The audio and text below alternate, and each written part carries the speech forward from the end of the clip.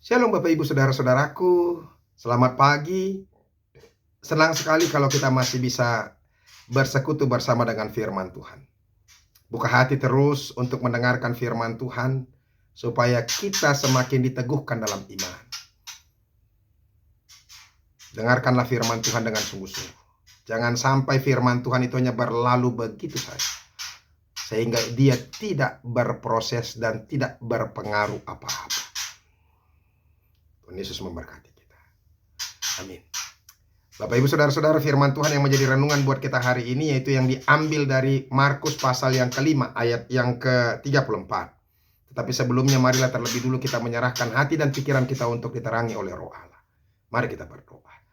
Kasih karunia dan damai sejahtera dari Allah Bapa dan dari anaknya Tuhan Yesus Kristus itulah yang menyertai hati dan pikiranmu sekalian. Amin.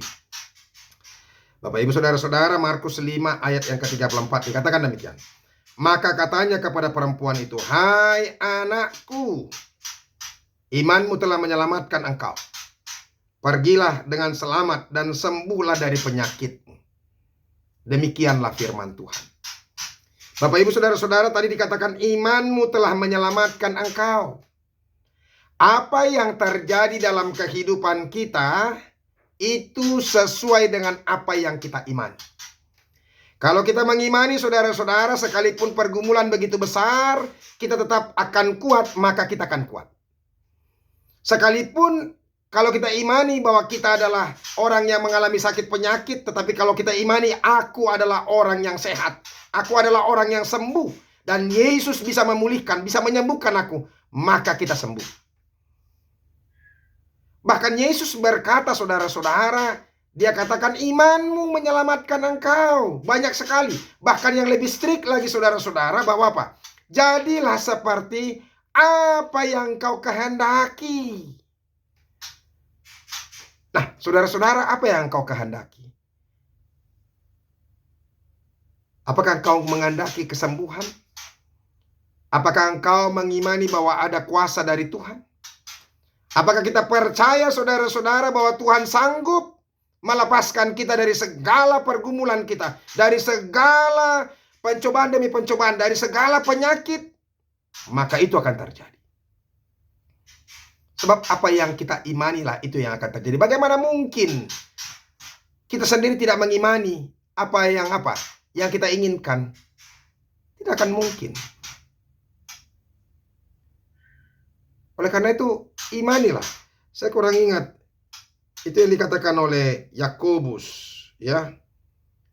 Yakobus pasal yang pertama. Ayat yang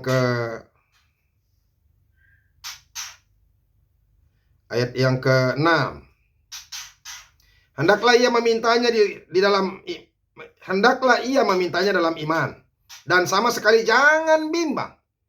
Sebab orang yang bimbang sama dengan gelombang laut yang diombang-ambingkan kian kemari oleh angin. Ini ayat yang ke-7 ini. Camkan ini baik-baik. Orang yang demikian janganlah mengira bahwa ia akan menerima sesuatu dari Tuhan. Sebab orang yang mendua hati tidak akan tenang dalam hidupnya.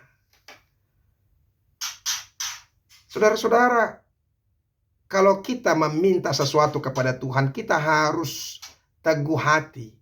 Harus di dalam iman. Jangan ragu-ragu, jangan bimbang. Bagaimana mungkin engkau akan menerima bila engkau sendiri bimbang, ragu akan kuasa Tuhan? Bagaimana kan Tuhan mau memberikan apa yang kau minta sementara engkau sendiri pun tidak yakin, tidak percaya? Ini kejadian yang terjadi dari firman Tuhan ini. Coba lihat dulu ya. Mari kita lihat apa yang sedang terjadi sebenarnya. Ya. Mari kita lihat sebentar. Adalah di situ seorang perempuan yang sudah 12 tahun lamanya menderita pendarahan. Ia telah berulang-ulang diobati oleh berbagai tabib sehingga telah dihabiskannya semua yang ada padanya. Namun sama sekali tidak ada faedahnya. Malah sebaliknya, keadaannya makin memburuk. 12 tahun sakit pendarahan. Dia sudah pergi kemana-mana berobat, tapi tidak ada faedahnya, bahkan semakin parah. Ini menariknya. Dia sudah mendengar berita tentang Yesus. Dia dengar tentang Yesus ketika itu. Yesus itu adalah Tuhan. Dia adalah tabib yang agung. Dia sudah dengar cerita bahwa apa? Yesus mampu menyembuhkan segala penyakit. Dan Yesus mampu apa? Membangkitkan orang yang mati. Dan saat ini adalah perjalanan Yesus mau pergi ke rumah Yairus yang anaknya mati ketika itu. Ini luar biasa ya cerita ini. Nah, ketika dia mendengar Yesus, ya, ia mendekati Yesus dari belakang dan menjamah jubahnya. Coba lihat ini, ayat yang ke-28 ini. Apa yang dikatakan? Sebab katanya, asal ku jamah saja jubahnya, aku akan sembuh. Bayangkan saudara-saudara, bukan hanya menjamah tubuh Yesus, bukan hanya percaya kepada dia menerima perkataan Yesus, hanya menjamah jubahnya saja. Dia yakin bahwa penyakitnya akan sembuh. Maaf, iman seperti ini luar biasa. Menjamah jubahnya saja. Karena dia yakin bahwa kuasa Tuhan itu mengalir. Dari apa?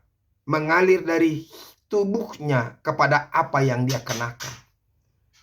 Makanya Yesus berhenti. Seketika itu juga berhentilah pendarahannya. Dia merasa bahwa badannya sudah sembuh dari penyakitnya. Pada ketika itu juga Yesus mengetahui bahwa ada tenaga yang keluar dari dirinya. Nah, itu yang terjadi.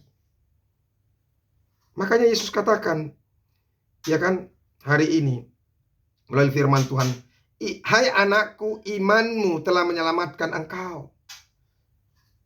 Saudara-saudaraku, mulai hari ini, mari percaya. Jangan ragu-ragu. Sebab keraguan-raguan dan kebimbangan kita itu tidak akan menghasilkan apa-apa. Nah, saudara-saudara, tadi dikatakan yang kedua ini dari firman Tuhan ini, dia sudah mendengar tentang Yesus. Makanya saudara-saudara, dia hanya mendengar saja dari orang. Bapak Ibu saudara-saudara, ada begitu banyak orang Kristen, orang-orang gereja yang sudah mendengar firman Tuhan dan dikhotbahkan, tapi tidak berdampak apa-apa. Karena firman Tuhan itu hanya berlalu begitu saja.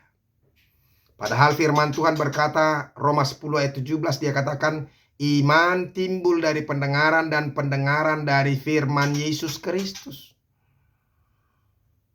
Jadi makanya ada banyak orang yang ada di gereja tapi tidak berdampak apa-apa. Menjadi pendeta tapi tidak berdampak apa-apa. Menjadi penatua bahkan tidak ada apa-apanya.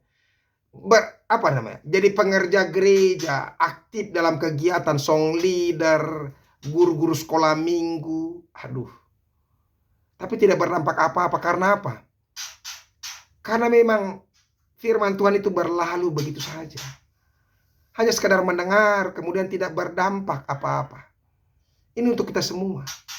Untuk pendeta, untuk sintua, untuk pengerja gereja, untuk worship leader, untuk pelayan-pelayan, untuk guru-guru sekolah minggu. Nggak ada gunanya. Makanya banyak guru-guru sekolah minggu, penatua, pendeta. Ya, coba lihat hidupnya juga. Jadi berantakan karena apa? Karena dia tidak sungguh-sungguh percaya. Banyak anak pendeta juga yang mengalami apa? Mengalami banyak masalah. Ya karena pendetanya juga tidak benar. Banyak anak sintua juga yang seperti itu. Saya tidak mau mengatakan mau menembakkan kita, sebenarnya semuanya kita gitu maksud saya. Jadi tergantung ke kitanya. Kalau saya pendetanya tidak benar, maka Tuhan akan menghukum saya dan keluarga saya. Demikian juga dengan Bapak Ibu saudara-saudara. Maka janganlah berlalu firman Tuhan. Percaya, imani itu. Maka apapun yang terjadi dalam hidupmu, engkau pasti akan mendapatkan kelepasan, pertolongan, pemulihan, kesembuhan. Mulai hari ini secara khusus khotbah ini kepadamu hai orang-orang yang sakit. Maaf, yang sakit di sini bukan hanya sebagai tubuh saja, tapi jiwa. Ada begitu banyak orang yang sakit jiwa. Tubuhnya memang tidak sakit, tapi dia sakit jiwa. Nggak pernah tenang kalau tidak apa? Tidak menyusahkan orang. Tidak pernah tenang kalau tidak marbadai, tidak berkelahi, tidak ribut dengan orang lain. Tidak pernah tenang kalau dia tidak menjadi menggosip orang. Nah, oleh karena itu ini buat kita saudara-saudara. Ya, kita yang mengalami sakit penyakit, termasuk sakit fisik. Apalagi kepada yang sakit fisik, yakinilah Tuhan berkuasa atas hidupmu. Bayangkan Lazarus dibangkitkan, ini apa? Anaknya Yairus, Talita kum, bangkitlah. Ya. Makanya oleh karena itu saudara-saudara percaya kepada Tuhan, maka engkau akan dipulihkan dan semuanya akan bermanfaat. Jadilah percaya dan mari tunjukkan kepercayaan imanmu. Tuhan Yesus memberkati. Terima kasih Tuhan untuk firman-Mu yang boleh kami dengarkan, berkatilah itu. Kami bersyukur sekali kalau kami hari ini diingatkan kembali bahwa iman kamilah yang menyelamatkan kami. Iman kamilah yang membuat apapun boleh terjadi sesuai dengan apa yang kami percayai. Kami bahkan tidak perlu pendeta. Kami bahkan tidak perlu orang-orang yang boleh berdoa buat kami. Karena dari iman kami sendirilah semuanya itu akan datang. Ajar kami untuk mengimani Tuhan. Terima kasih Yesus. Amin. Bapak Ibu Saudara-saudara, kita sudah dengarkan firman Tuhan. Mari percaya, imani bahwa Tuhan kita adalah Tuhan yang berkuasa. Maka engkau mendapatkan semuanya. Tuhan Yesus memberkati. Salam.